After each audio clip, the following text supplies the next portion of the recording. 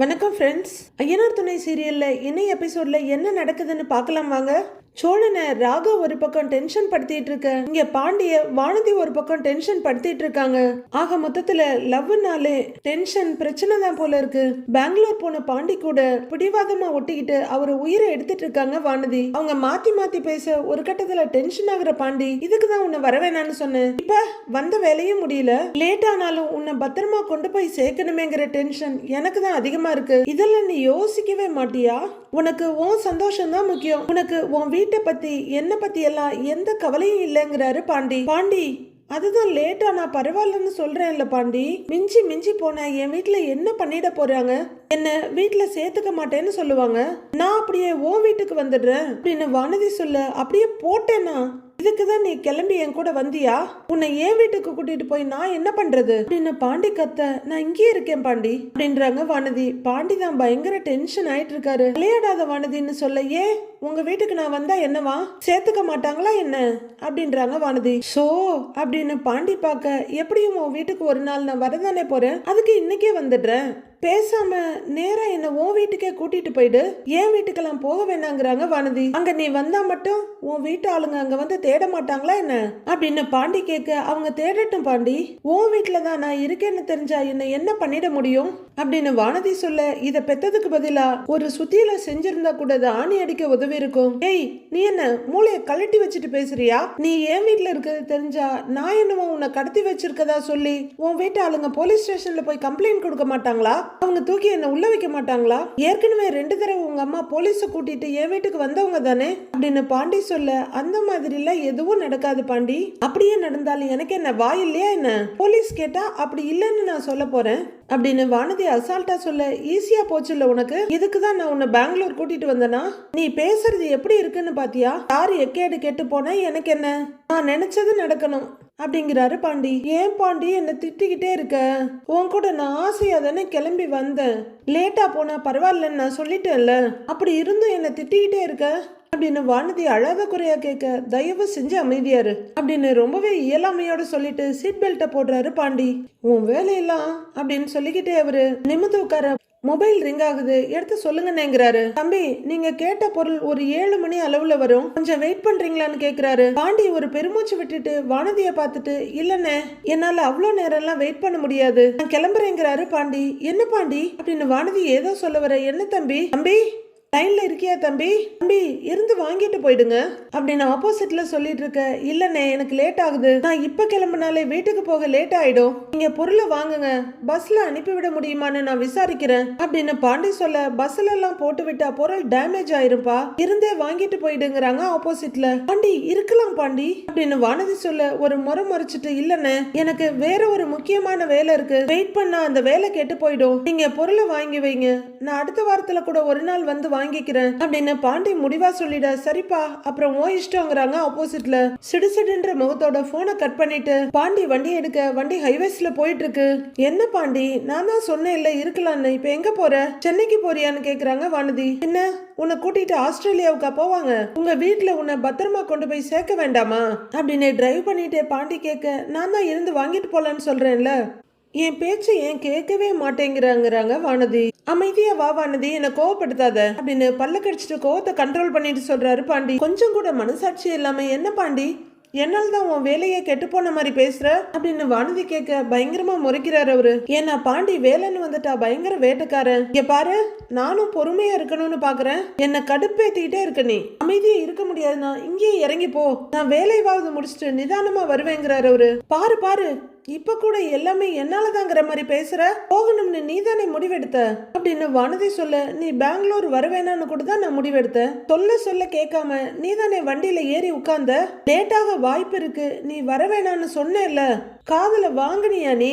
செய்யறதெல்லாம் செஞ்சுட்டு இருந்த பொருளை வாங்கிட்டு போலான்னு டிராமா வேற போடுற அப்படின்னு வானதி பண்ற டிராமாவில் அவங்களுக்கே திருப்பி சொல்றாரு பாண்டி. வானதி உருன்னு முகத்தை திருப்பிக்க 7 மணிக்கு பொருளை வாங்கிட்டு அப்புறம் எப்போ வீட்டுக்கு போய் சேர்றது? நடு ராத்திரி 2 மணி வரைக்கும் பொண்ணு வரலனா உங்க வீட்டுல சும்மா இருப்பாங்களா? இதெல்லாம் யோசிச்சு தானே நான் உன்னை வேண்டான்னு சொன்னேன் அப்படின்னு பாண்டி மனசுல இருக்கத கொட்டிட்டு இருக்காரு. சாரி பாண்டி, நான் இதெல்லாம் நடக்கும்னு யோசிக்கல பாண்டி அப்படின்னு வானதி சொல்ல, நான் யோசிச்சேன், அதனாலதான் நீ வர வேண்டான்னு படிச்சு சொன்னேன். நாளைக்கு வேற வண்டி அவருக்கு டெலிவரி பண்ணும், அந்த வண்டிக்கும் சேர்த்துதான் ஸ்பேர் பார்ட்ஸ் வாங்கலாம்னு நினைச்சேன். எதுவுமே வாங்காம இப்ப கிளம்பிக்கிட்டு இருக்கோம். நாளைக்கு நான் எப்படி அந்த வண்டியை டெலிவரி கொடுப்பேன் அப்படின்னு பயங்கரமா எரிச்சலோட சலிச்சுக்கிறாரு. சாரி பாண்டி அப்படின்னு வானதி சொல்ல, இங்க பாரு வானதி, தயவு செஞ்சு இனிமேலாவது கொஞ்சம் மத்தவங்கள பத்தி யோசி அப்படின்னு கடுப்போட வண்டியை ஓட்டிட்டு இருக்காரு பாண்டி. நிலாவும் திவ்யாவும் இங்க டெரேஸ்ல காஃபி குடிச்சிட்டு ராகவ் வந்துட்டு இருக்காரு. உன்னோட ப்ராஜெக்ட்லாம் எப்படி போயிட்டு இருக்கு அப்படின்னு கேட்க, எல்லாமே முடிஞ்சிருச்சு, கிட்டத்தட்ட கொஞ்சம் பேலன்ஸ் இருக்கு. அப்புறம் உன் ப்ராஜெக்ட்லாம் எப்படி போயிட்டு இருக்குன்னு நிலா கேட்டுட்டு இருக்க. ராகவ் இன்னொரு டேபிள்ல இருக்கவங்ககிட்ட பேசிட்டு இருக்காரு. ஆல்மோஸ்ட் முடிய போகுது அப்படின்னு திவ்யா சொல்லிட்டு இருக்க. ராகவ் ஒரு கப்ல இருக்க காஃபி எடுத்து குடிச்சுக்கிட்டே அப்படியே நிலாவை பாக்குறாரு. அவரு நிக்கிற டைரக்ஷன்ல நிலாவோட லெஃப்ட் சைடு தெரியுது.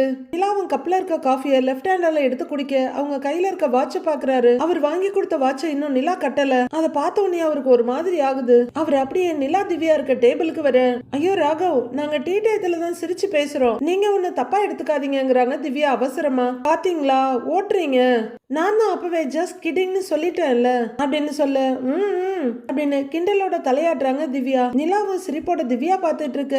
நிலான்னு கூப்பிடுறாரு. அப்படின்னு நிமிந்து பார்க்க, நீங்க ஏன் இன்னும் லோக்கல் வாட்சியை கட்டிட்டு இருக்கீங்க அப்படின்னு ராகவ் கேட்க, நிலா வாட்ச பாக்குறாங்க.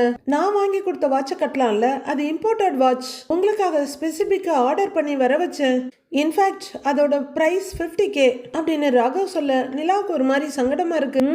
நடத்துங்க, இதெல்லாம் எங்களுக்கு எல்லாருக்குமே தெரியும் தான் அப்படிங்கிற மாதிரி திவ்யா ஒரு மாதிரி பார்த்துட்டு இருக்காங்க. அந்த வாட்சை கட்டியிருந்தீங்கன்னா உங்க லுக்கே வேற மாதிரி இருக்கும் அப்படின்னு ராகவ் சொல்ல, நமக்கே ஆச்சரியமா இருக்கு. என்னது, ஒரு வாட்ச் கட்டினா லுக்கே மாறிடுமா அப்படின்னு நம்ம பார்க்க, நிலாவும் அவரையே பார்த்துட்டு இருக்காங்க. நீங்க அந்த வாட்சை கட்டாம லோக்கல் வாட்சை கட்டியிருக்கீங்க அப்படின்னு ராகவ் கேட்டுட்டு இருக்க. இல்ல ராகவ், ஏதாச்சும் ஃபங்க்ஷன் அன்னைக்கு நீங்க கொடுத்த வாட்சை கட்டிக்கிறேன் அப்படின்னு நிலா சொல்ல, ஓகேன்ற மாதிரி தலையாட்டுறாரு. கிஃப்டா கொடுத்துட்டு அதை நான் கட்டியிருக்கேனான்னு பாக்குறதெல்லாம் கொஞ்சம் டூ மச் இல்ல அப்படின்னு நிலா கேட்க, அப்படின்னு இல்ல நிலா, அது அவ்வளவு எஃபர்ட் போட்டு உங்களுக்காக தேடி வாங்கினது, நீங்க அதை ஒரு தடவை கூட கட்டி நான் பார்த்ததே இல்லையா, அதனாலதான் சொன்னேன், நல்ல வாட்ச் இருக்கும்போது எதுக்கு இதை கட்டணுங்கிறாரு ராகவ் விடாம. இல்ல ராகவ், ஆக்சுவலி இது கூட எனக்கு கிஃப்டா வந்த வாட்ச் தான், this is very special for மீங்கிறாங்க நிலா.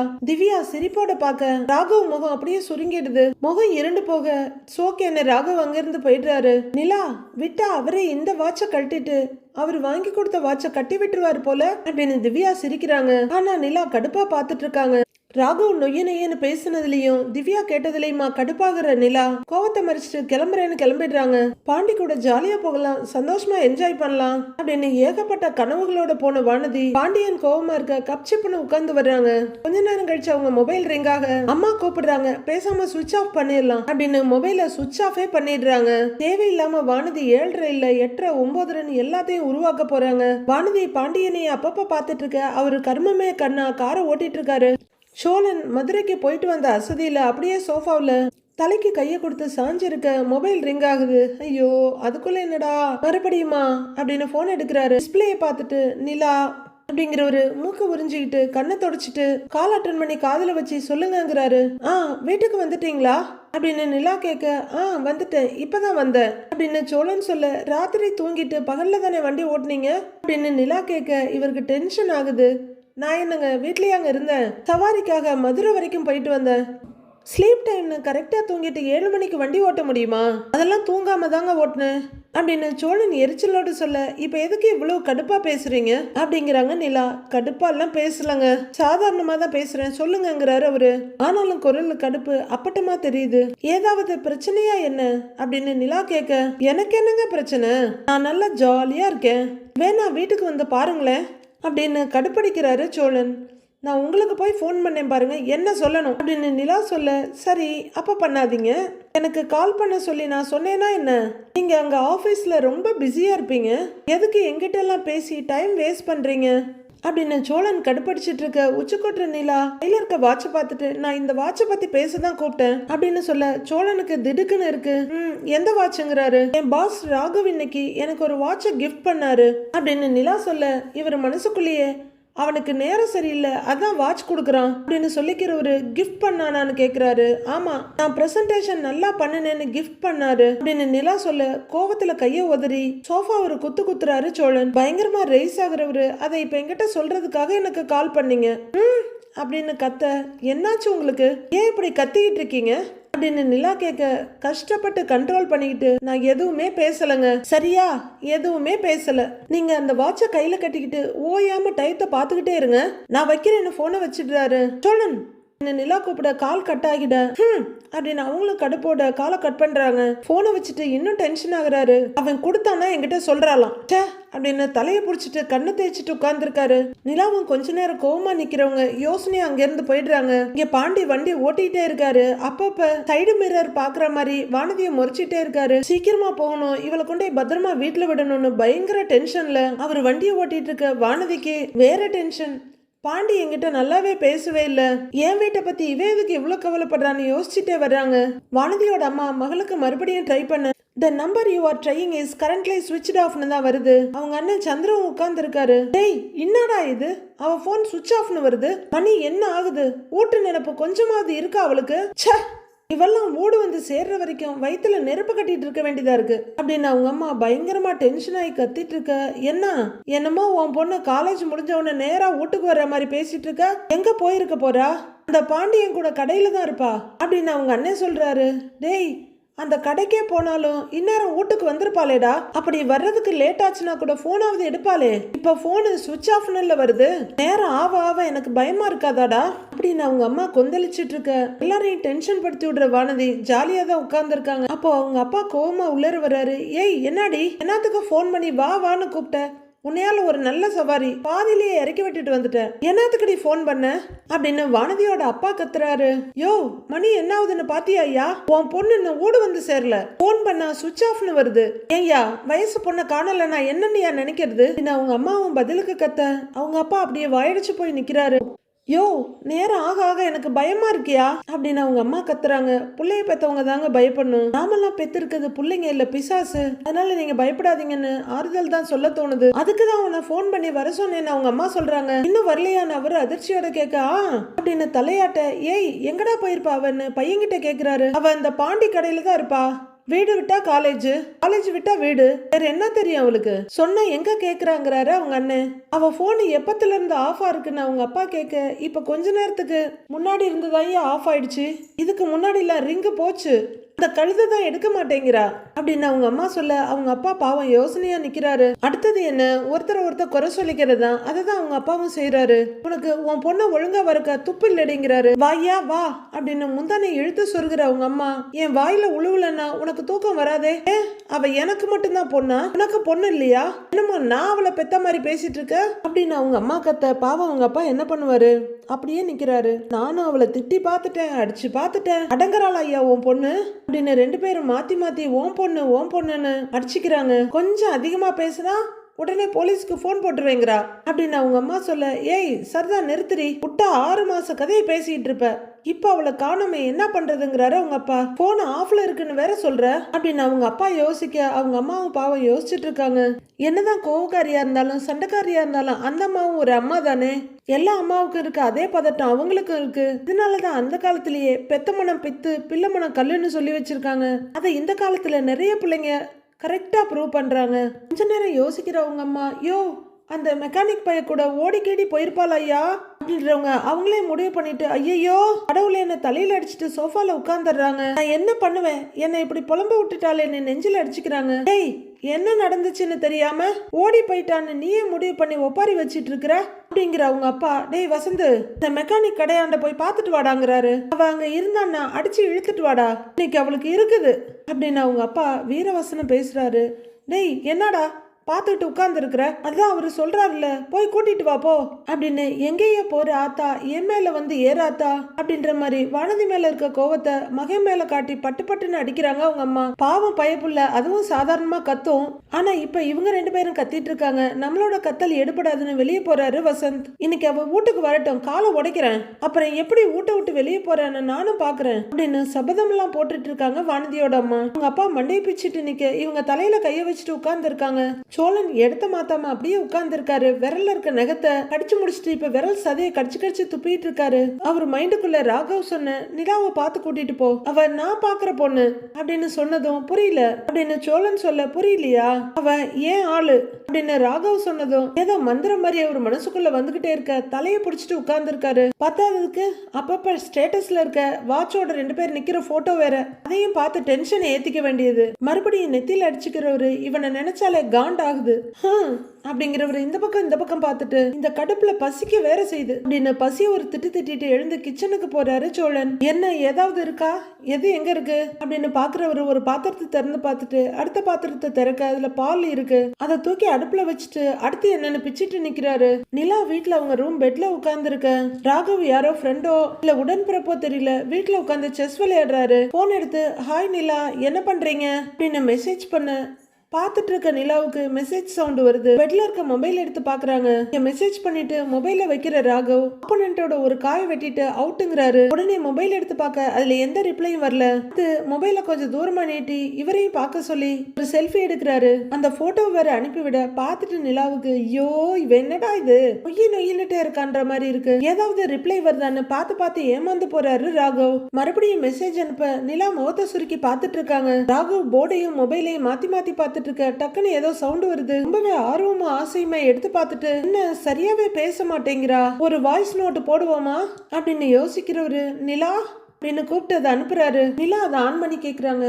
நிலா ஆபீஸ்ல எல்லாம் நல்லா பேசுறீங்க, ஆனா மெசேஜ்ல சரியாவே பேச மாட்டேங்கிறீங்க. மெசேஜ்ல எல்லாம் நான் நல்லா பயங்கரமா பேசுவேங்க, எப்படியும் ஃபியூச்சர்ல என் கூட பேசி நீங்களே கத்துக்குவீங்க அப்படின்னு வாய்ஸ் நோட் வந்திருக்க. இல்ல அதை கட் பண்ணிட்டு நான் எங்க ஆபீஸ்ல இவர்கிட்ட நல்லா பேசியிருக்கேன், சும்மா கடுப்பேத்திக்கிட்டு முதல்ல இந்த ப்ளூடிக் ஆஃப் பண்ணணும், இனி எப்படி மெசேஜ் பண்றேன்னு பாக்குறேன் அப்படின்னு செட்டிங்ஸை மாத்திட்டு மொபைல கீழே வச்சுட்டு புக் எடுத்து படிக்க ஆரம்பிக்கிறாங்க. அதுலயும் மனசு பதியாம போக டக்குன்னு வச்சுட்டு வெளியே வர்றாங்க. ஹால்ல இங்க அங்க பார்க்க ஒருத்தரும் இல்ல, எங்க யாரையும் காணோம் அப்படின்ற நிலா வெளியே பார்த்துட்டு இருக்க. கிச்சன்ல இருந்து டம்ளர் உருள்ற சத்தம் கேக்குது. கிச்சன்ல யாரு நிலா கிச்சனுக்கு வந்து பார்க்க சோழன் இன்னமும் டீ தூள் எது சர்க்கரை எதுன்னு தெரியாம தேடிக்கிட்டே இருக்காரு. என்ன பண்றீங்க அப்படின்னு நிலா கேட்க திரும்பி பாக்குறவரு தலைவலிக்குதுங்க, அதான் டீ குடிக்கலாமேன்னு டீ போட்டுட்டு இருக்கேன் அப்படின்னு சொல்லிட்டு ஒரு வழியா டீ தூளை பால்ல கலக்க போக ஓ அப்படின்னு ஏதோ யோசிக்கிறாங்க நிலா. மறுபடியும் சோழன் திரும்பி ஏங்க நீங்க டீ குடிக்கிறீங்களான்னு கேக்குறாரு.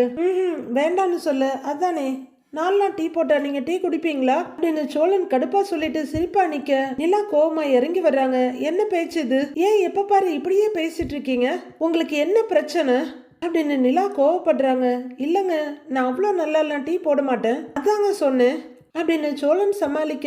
அப்படி சொன்ன மாதிரிலாம் தெரியல அப்படின்னு நிலா சொல்றாங்க.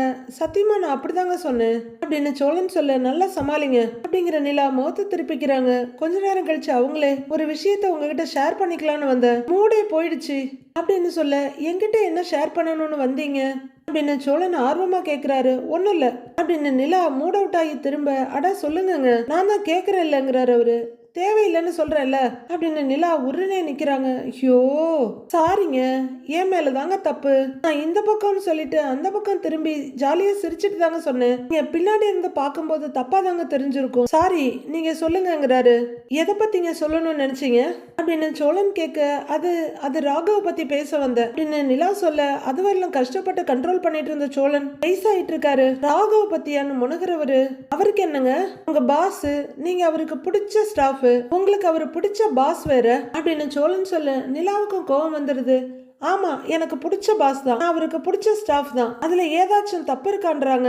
ஏங்க நான் தப்புன்னு சொல்லவே இல்லைங்களே, உங்களுக்கு அவரை பிடிக்குமேனு தாங்க சொன்னேங்கிறாரு சோழன். ஆமா எனக்கு பிடிக்கும்னு வச்சுக்கோங்க அப்படின்னு நிலா சொல்ல, அதே எங்க இவ்வளவு கோவமா சொல்றீங்கிறாரு சோழன். அட போடங்கிற மாதிரி நிலா கோவமா முகத்தை திருப்பிக்க, எனக்கு புரியுது பார்க்க ஸ்மார்ட்டா இருக்காரு, நீங்க 2 பேரும் ஆர்கிடெக்ட் வேற, உங்களுக்குள்ள பேசுறதுக்கு 1008 விஷயம் இருக்கும் அப்படின்னு சோழன் சொல்ல, ஆமாமா எங்களுக்குள்ள பேசிக்கிறதுக்கு 1008 விஷயங்கள் இருக்கு, உங்ககிட்ட பேசவும் ஷேர் பண்ணவும் எனக்கு என்ன இருக்கு, நான் போய் அவர்கிட்டயே பேசிக்கிறேன், நீங்க காஃபி குடிங்க அப்படின்னு பயங்கரமா கடுப்பு முகத்தை காட்டிட்டு நிலா போறாங்க. இதுதான் கம்யூனிகேஷன் மிஸ்டேக்ன்றது, ஒருத்தங்க என்ன சொல்ல வர்றாங்கன்னு முழுசா கேட்கறதே இல்ல, ஒரு பாயிண்ட்ல ஆரம்பிக்க இவங்களே முடிவு பண்ணிட்டு எல்லாத்தையும் சொல்லிட அது பிரச்சனையோட டைரக்ஷனை தான் மாத்துமே தவிர தீர்வாகாது. எப்பவுமே ஒருத்தர் ஒன்று சொல்ல வரேன்னு சொன்னா அதை முழுசா கேட்டுட்டு தான் அடுத்து பேசணும். நிலா கோவமும் அப்செட்டுமா உள்ளர வந்து உட்கார இவர் பாத்திரத்தை போட்டு உடைச்சிட்டு இருக்காரு. வசந்த் பாண்டியோட ஒர்க் ஷாப்ல வந்து வண்டியை நிறுத்திட்டு இருக்க கண்ணன் ப்ரோ கடைசி பொருளையும் உள்ளர எடுத்து வச்சுட்டு